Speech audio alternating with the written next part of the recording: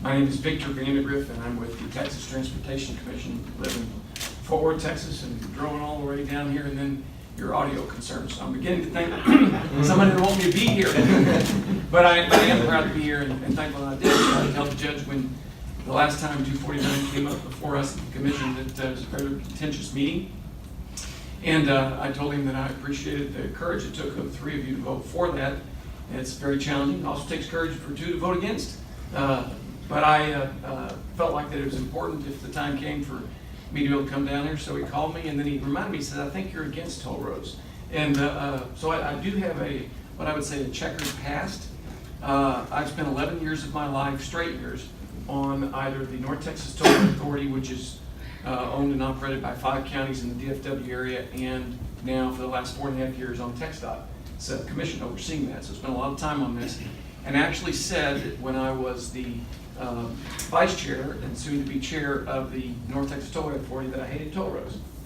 And I also have fought rather aggressively over the course of the summer and the fall to say we need to have a lot more open discussion and debate on the fact that we're going to have 17 big projects in Texas and 15 of them have managed lanes.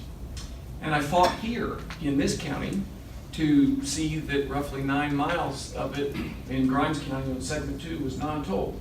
So that makes me think that maybe I'm told, or that makes others, think that I'm anti-toll. Well, actually, far from it. I want to make sure I'm clear. Toll roads for me don't make sense when you're putting all the costs in the road to make it work. Toll roads don't make sense for me when you don't have open, honest debate and discussion.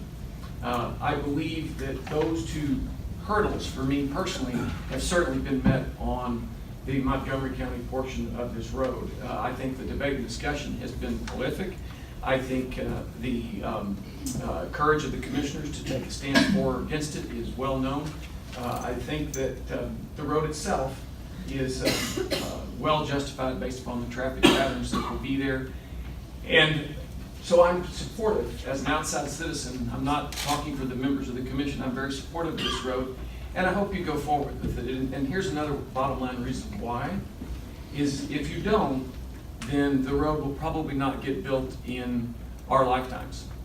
I have experienced, I've been in the road business. I'm a car dealer by trade, my family before me, 4 generations, and we've watched at times when the communities have said no to a road when the opportunity was there, particularly when there was a self-help opportunity, such as a toll road that will pay for itself and pay for the maintenance. We've seen what's happened when a toll road is, the tolls are taken off and you don't have the maintenance dollars to update it and to keep it improved.